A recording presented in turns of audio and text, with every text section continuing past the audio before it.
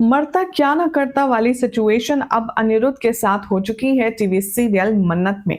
आखिर क्या हो रहा है, ऐश्वर्या राय सिंह का प्रेशर फील, चलिए आपको बताते हैं। चैनल को सब्सक्राइब करें, नोटिफिकेशन बेल दबाएं और इस वीडियो को लाइक शेयर करना ना भूलें। मन्नत के आने वाले ट्रैक में आप देखेंगे कि जब से अनिरुद्ध को इस बात का पता चला है कि ऐश्वर्या ने अपने नापाक इरादों को पूरा करने के लिए विक्रांत के दादू की भी जान ले ली है, तो अब अनिरुद्ध ने अपने हथियार डाल दिए हैं। वो इस बात को समझ चुका है कि अब ऐश्वर्या मन्नत को परेशान करने के लिए, उसके जिंदगी में जहर घोलने के लिए हर एक वो घटिया हरकत करेगी जिसकी उम्मीद किसी ने नहीं की है। अब यहाँ पर अनिरुद्ध खुद जाकर के अपने सारे इल्जामों को एक्सेप्ट करने वाला है और वो ये कबूल करने वाला है कि जो जो उसके ऊपर एलिगेशंस लगे हैं वो सब सही है।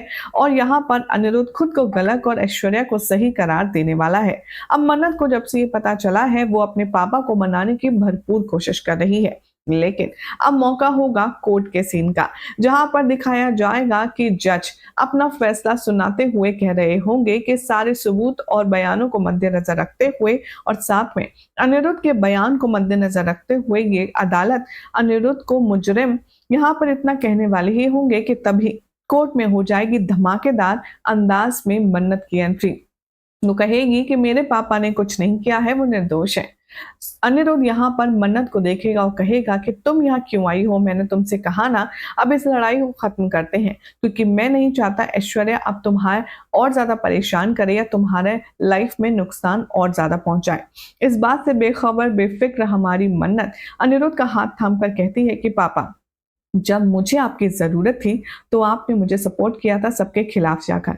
अब आप जब मुश्किल परेशानी में हैं और जबकि मैं जानती हूं कि आपने कुछ नहीं किया है, तो मैं भला आपकी मदद कैसे ना करूं।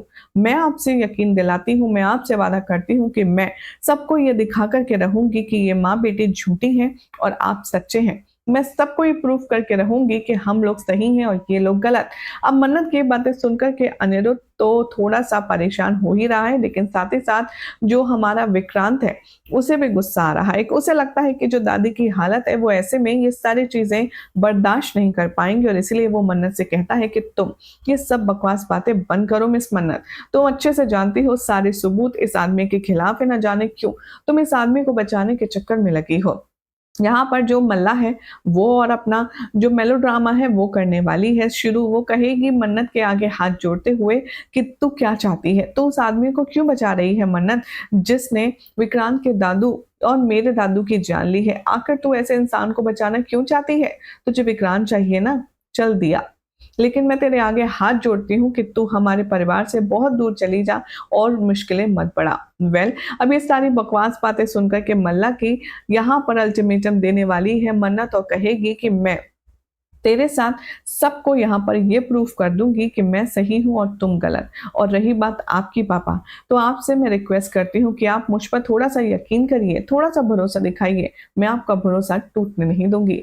अब अनिरुद्ध को एक और मौका मिलने वाला है। कोर्ट की जो हियरिंग है वो यहीं पर रुकने वाली है, क्योंकि अनिरुद्ध अपने आप को गिल्टी के लिए स्टेटमेंट नहीं देगा। वैसे में मन्नत के पास आखिर ऐसा वो कौन सा ब्रह्मास्त्र है जिसको चला करके वो इस पूरे गेम की बाजी को पलट देगी, ये देखना होगा अगली रिपोर्ट में। आई होप आपको अपडेट पसंद आई हो, अच्छी लगी तो चैनल को सब्सक्राइब करें, नोटिफिकेशन बेल दबाएं और ऐसी अमेजिंग अपडेट्स जानने के लिए देखते रहिए सीरियल स्यापा।